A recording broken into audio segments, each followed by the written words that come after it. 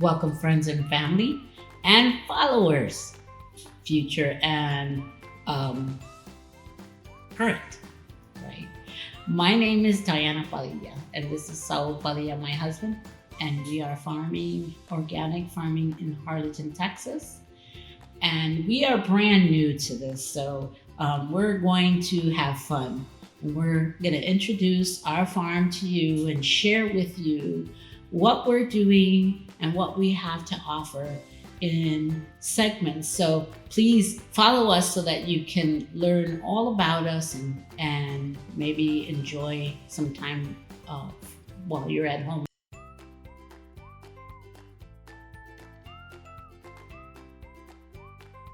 We started our farm in 2004 when we moved here to Texas.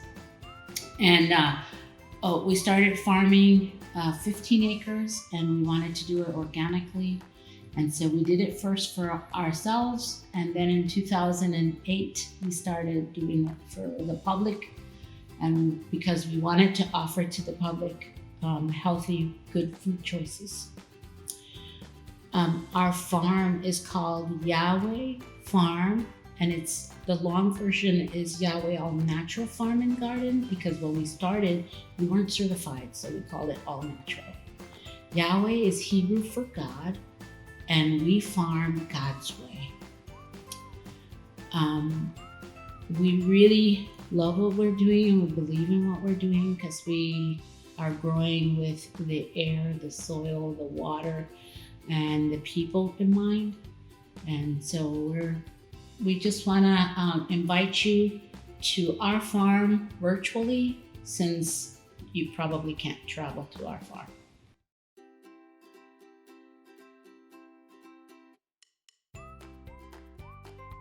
We're going to be bringing some really interesting things to you. We're trying to do both letting you see what's happening on the farm, but also telling you on how to cook meals from the vegetables that we grow and how to grow those vegetables too. So we'll have Cooking Tuesday and Growing Wednesday and maybe On the Farm Sunday, so that you can follow us and enjoy all the things that we're doing. And so please subscribe, like, and share so that we can share with as many people as possible. And friends, we speak English and we speak Spanish. So if there's folks out there that really want to know what we're doing but are not fluent in the English language, tell us. We are more than willing to tell you what we're doing in Spanish. Watch us. Yahweh Farm, Twitch TV.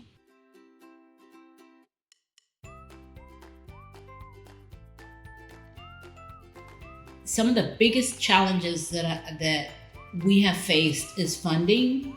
And the funding, when you go to the banks, they really don't like to do agriculture, and they really are not interested in small farming because there's not a big. I think really it's a perspective of you either are a huge farmer or you're a hobby farmer. Not that a small farm can be a productive farm. And we have proven that it can be a productive farm. So we have looked for alternative ways for funding our farming business. So our planting, when we plant, it's anywhere between 30 and 120 days for our plants to be ready for harvest. And you're gonna battle the rain, the wind, the heat, the cold, the pests, and hope that you get enough production to sell. Then after you harvest your items, you're hoping to find that buyer immediately, because vegetables, they don't have a long shelf life unless you make a value-added product. And we've learned how to do that too, so that we produce too much or we don't have a buyer for our product. And so we have to figure out what to do with it. We started our farm selling through farmers markets, And it was great on some days. So we harvested our produce, and it took us a whole day, and then packaged it and got it ready for the market. And then there was an event somewhere and nobody came to the market. So we sold half and took home half. So in actuality, between harvesting, packaging, standing at the market, and only selling half, we didn't make any money. So we were gonna give up. And my son introduced me to a program that they were doing up north called the Community Supported Agriculture, which is farm shares. But again, back to the challenges that we have, basically it's the environment and the funding. And the environment, well, you have to work with it. Nature is nature and you cannot control it. But the funding is being creative, and it is a fabulous way for the community to help the small farm, because they invest in the farm and the farm provides that local food for them and also creates jobs for them. We have gone from just us in 2010 to 2017, we had part-timers. And in 2018, we had one part-timer all the time, which was not seasonal anymore. And then this year, we're gonna have 5 employees, 5. And the reason we can grow is because of our shareholders. And that's one of the biggest challenges is funding. And the answer to the funding is finding the shareholders.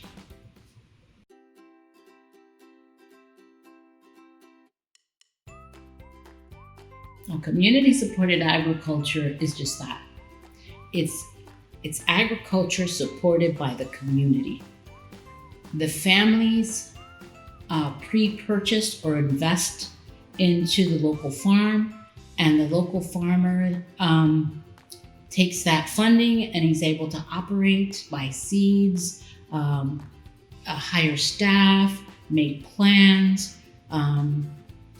And that is like the funding that is used for that season. And each season, the community again invests into that farm, and you can kind of see the growing every single year in that. This is not something brand new. It may be brand new to the Rio Grande Valley, but it's not brand new. It's being done everywhere. It's the best way for a small farmer to succeed, because he's got a sure buyer, and we have a sure buyer, and they have a farmer that's producing for them. It's almost like hiring a farmer to grow your food. It is known in many places at different names, crop share. CSA is a community supported agriculture, but it's also called cooperative vegetable boxes, food shares. They have several different names. Well, basically everybody says community supported agriculture because the community is really supporting the agriculture that is being provided by that small farmer. For us, they're shareholders, they're family, and they're our bankers. And that's how we went from 15 acres, which they called us a hobby farm, into a very productive 75-acre with a farmer's market on the farm. We have goat, lamb, chicken, turkeys. We have vegetables and fruit. We are transitioning from just vegetable boxes to vegetable boxes and meat boxes. So we're doing a lot of things, but this couldn't happen if we didn't get funded by the community, because like I said before, the bankers don't want to do this. There's very little study on what we do, and they only lend money to something that they know for sure is going to work. We have to be thinking about the environment. What's going to happen? Is it going to rain? Is it going to snow? Is it going to be too cold? Did we plant enough? Are the pests going to get us this year? There's so many obstacles. So CSA, shareholders, it's the best investment you'll make, and it's the best friend we're gonna make, because we'll grow for you and grow the best stuff that we can grow so that we can feed your family nice, healthy, just picked produce. And not currently, we're just doing produce, but we're gonna go into the meat production as well.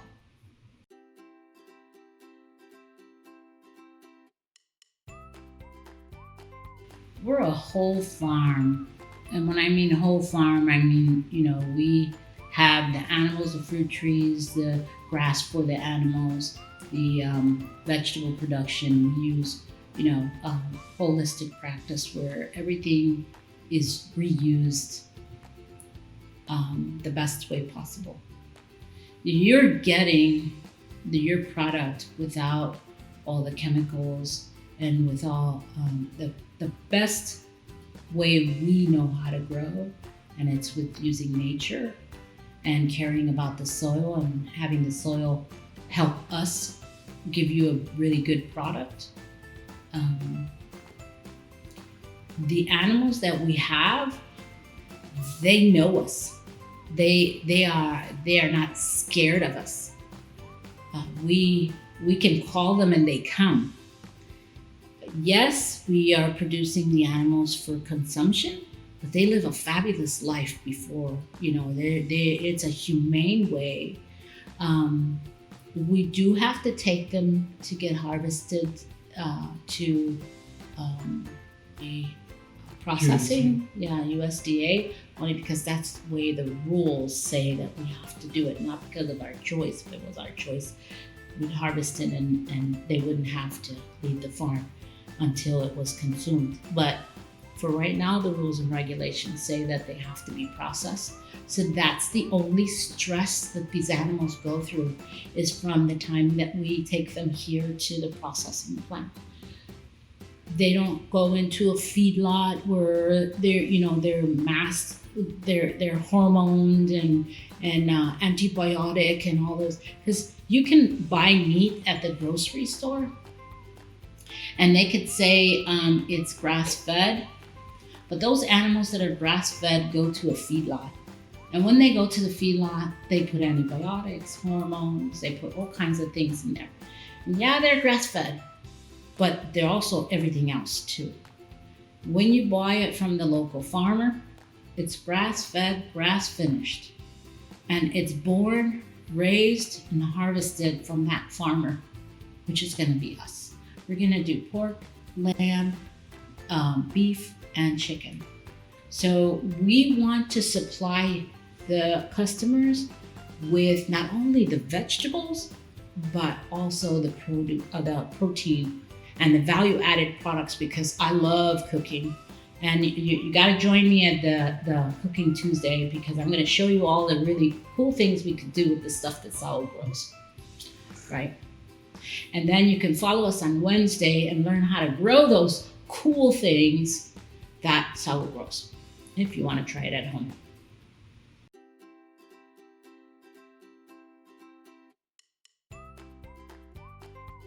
We grow for our community. So our fruits and vegetables, the furthest they've gone is Dallas, when we've gone every few times to Dallas. Most of our customers are here in the Rio Grande Valley, which is less than 20 miles away. We harvest on Tuesdays, package and deliver on Wednesday. The grocery stores, by the time they get their produce, it's already 10 to 15 days old. So they have to do gassing, and they have to do all kinds of different things. We don't. We harvest it, we package it, and we package it in a way so that it lasts for our customers, and they can have it for another week or two, and it's still in a shorter time than it would be if they bought it from the grocery store. So the flavor is better. Since we're growing organic, they can purchase at a reasonable price from a local farmer. So I personally think it's the best way to do it, because they get to know who we are, and we get to know who they are. And we get to know that our customers may like small ones, or another one may like bigger portions, and we can work with that because we build this relationship. They know what happens on the farm. They are our shareholders or our members, become almost like family. And really, it's a nice relationship that we have built in these years that we've been doing this. So we want to grow our family by selling more shares. And I think that's a really good way and reason for people to become part of the farm. How many people can really say when they go to the grocery store, they know where that came from is right? It could have came from another country. They could be selling it as organic and it's really not. If you know who the farmer is, if you know their beliefs and everything about them, you're going to feel more comfortable about buying, whether it's certified organic or not. You're going to feel comfortable because you know who they are and how they produce their product and why.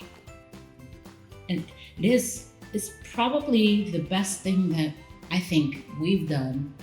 In my career, I've had many, and this is probably the best one that I've had because I have so many people part of my, I call it my extended family.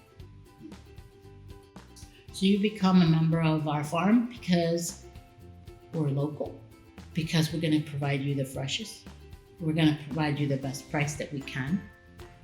You're going to help the community and keep your dollars here.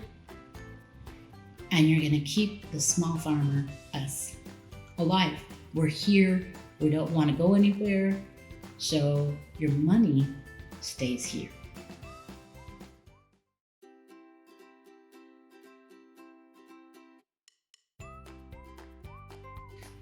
When the Rio Grande Valley, it's super hot in summer, so we really just prepare and do our to-dos right during the summer.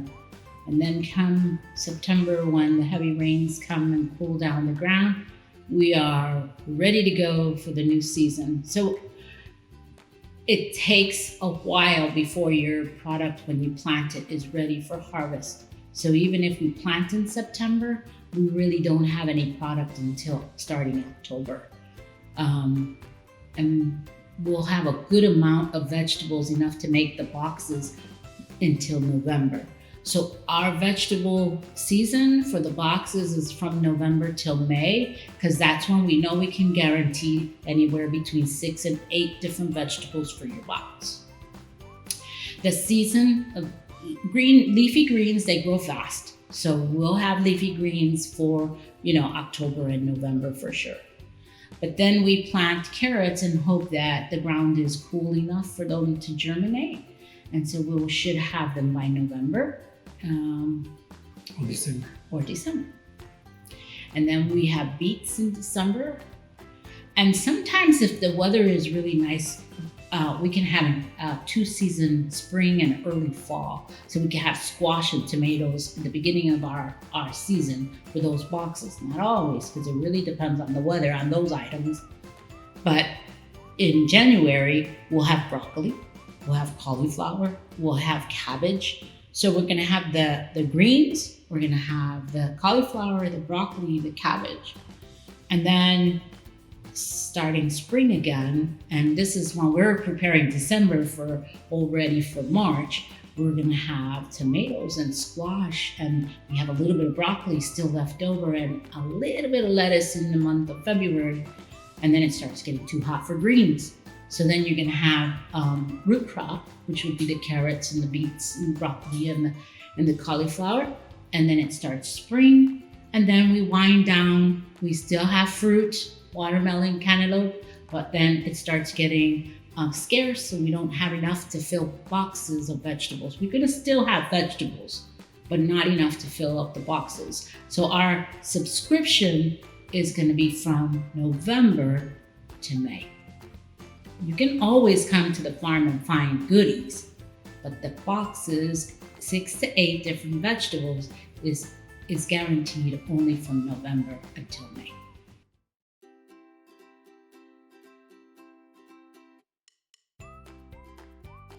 What are you getting when you become a shareholder of Yahweh Farm? If you become a shareholder, you're going to make a decision whether you want a box of vegetables every week or every other week. We kind of make the boxes for 2 adults, 2 children, complement your protein kind of deal. My background is cooking, so I portioned it based on what I used to know I could serve the 2 adults and 2 children. If you're vegan, vegetarian, then a box of vegetables would be for a whole week. You would get anywhere between 6 and 8 different vegetables in your box, and all based on that 2 adults and 2 children. So if I was to make a box, I would put in there between 1.5 pounds of tomatoes to 2 pounds of tomatoes, 1/2 pound of lettuce, 1/2 pound of kale, Swiss chard. You would get a head or 2 of broccoli, depending on how abundant that harvest was. You can get melon. You can get. It really depends on what we're harvesting. So on Tuesdays we go out into the field and we more or less know. We always try to have 10 different things out there ready to harvest, and our plan is based on that. We want to have at least 10 items because we might not have enough for everybody, but then we can mix and match what we have to put in the box. And I really like to set the boxes up so that you have something that you can eat raw, or something that you can either make in a soup, or something that you can make as a side dish. So I really base the boxes that way. There's some staples that are always in the box once they're in season, like beets, carrots, Swiss chard, lettuce.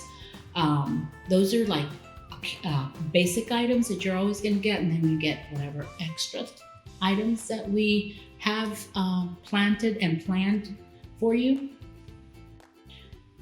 The boxes, we only have one size, so the choice is really only every week or every other week, and that way we can keep it at a minimum. We don't have to figure out how different boxes we're going to make. We just make one box. And the choices, the vegetables last. We've never had any complaints about the fruits and vegetables not lasting the 2 weeks when you're in a bi-monthly program.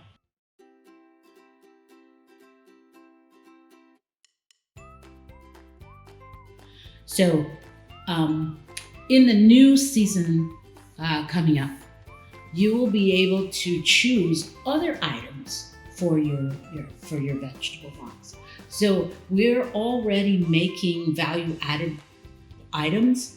So you're going to be able to buy meats. You're going to be able to buy canned goods like beets and squash, and spices that we're starting to make. Moringa for a nutritional supplement for your meals. There's all kinds of items that we're going to have on this online store that you can add to your box. The box is going to give us the opportunity to have a stable income. And then the other items will be, you just have to pay whatever it is that the value is and add it to your box, and you can get it delivered to your home.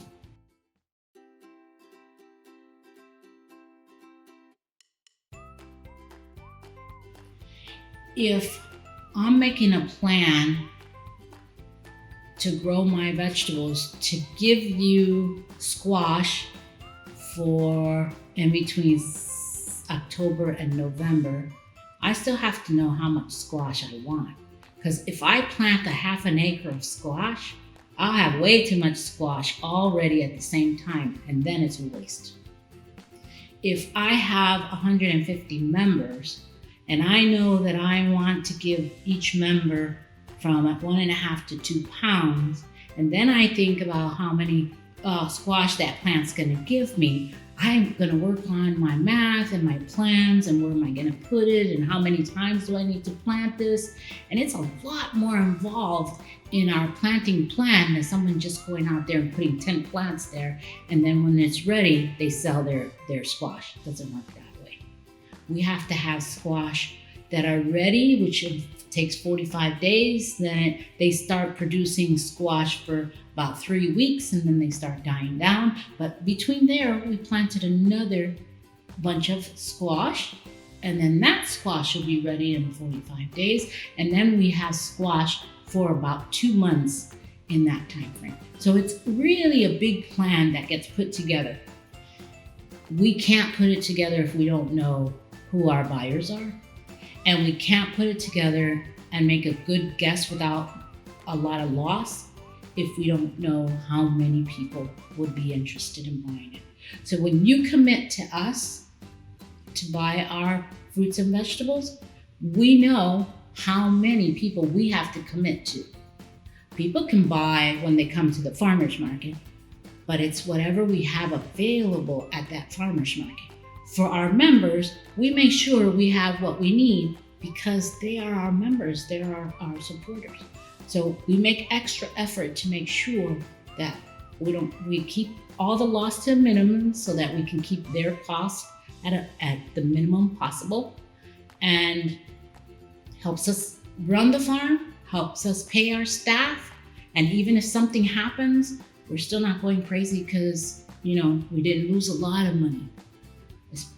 There's so many farmers that you're listening to that are saying that they're burying their products because they don't have buyers, because of the system that broke down. Well, if you do this method that we're doing, even if the system broke down a little bit, it wouldn't break that farmer. So more people are going to be going into this form of local purchasing, and we already have many years of experience. So we're hoping that you choose us to be your producers for your family and providing our local, healthy, chemical-free, all-natural, certified organic fruits and vegetables.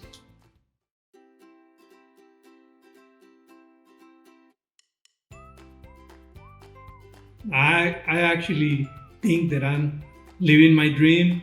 I have my dream farm, and it's real good and real awesome to go every day outside and stick your hands in the dirt and feed the animals, see the animals born and grow up, and you call the cows and come to you, and they get so happy when you put a fresh bale of hay, and it's a real good life in the farm.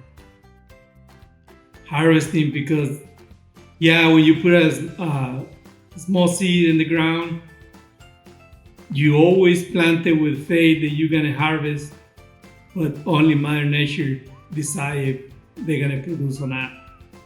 And you make the best to make it grow. And when you harvest, it's like, I got harvest. I got produce from this seed. So it's the best part. I'd like to add to that. When I met Saul, I just had grass in my yard, and he made it into tomatoes and peppers, and then I jarred tomatoes and peppers and flowers, and it was fabulous. But I never realized how wonderful it really tasted until we started growing the vegetables, because I'm a city girl and I was used to just going to the grocery store and getting what I needed, and that was it. But when I met Saul and he started growing it and I started harvesting it and the flavor was fabulous, I don't think I could ever go back to store-bought. I mean, it's just a huge difference. Health-wise, the flavor, how long it lasts, how great it makes you feel that one seed produces so much food, and how many people we feed in a small amount of space. It's just incredible if you think about all the things that we do in our small farm. we've been feeding at least 60 or more families of food for the last umpteen years, right? I always get messed up, but that's a lot from the earth, and that to me is amazing. And I love to cook, so when my food tastes better, I'm happy.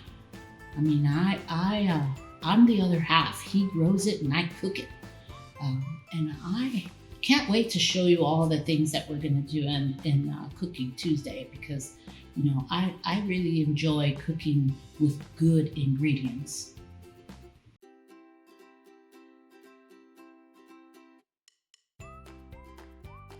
So welcome back everyone to Twitch TV. I am Diana Padilla from Yahweh All Natural Farm and Garden, and today we're going to talk about our survey for our CSA. I hope everybody is staying safe, wearing their mask. We're preparing for the new season. Through all the pandemic, we still have to think about what are we going to grow for you. So the point of the survey is going to be to help us trying to figure out what all the new people that are coming to us and saying that they want to be part of our farm, what is it that they're looking for? This is kind of a different way of farming, so we still have to figure out what should we plant, how much should we plant, how often should we plant. So we're going to need your help.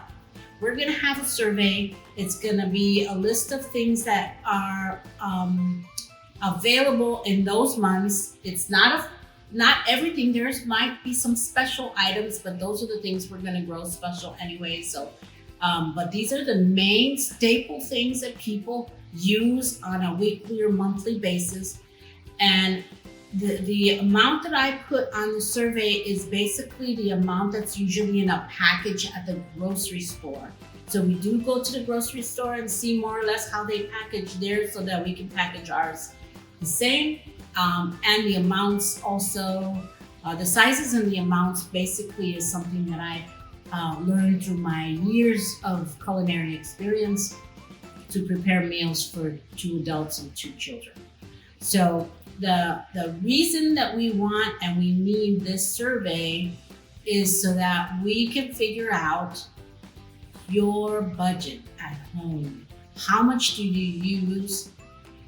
How much do you use? How often do you use it, so that we can start making a planting plan for our new CSA.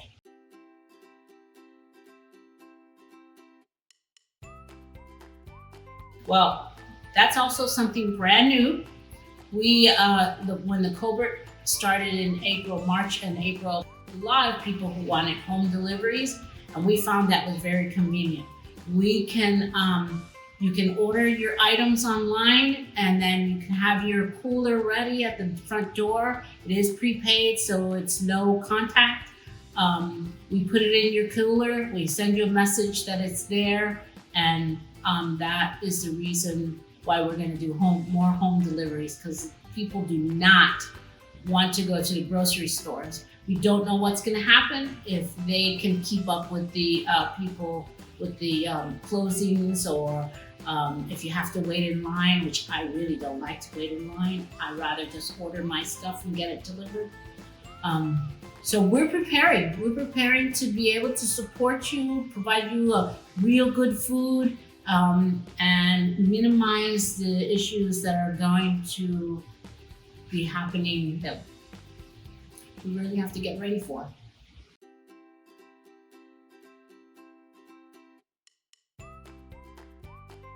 So, join us in our new venture. Follow us, subscribe, enjoy the new items that we're going to be doing, something out of the box, something brand new for us. But don't forget, subscribe and be part of the farm. And join us.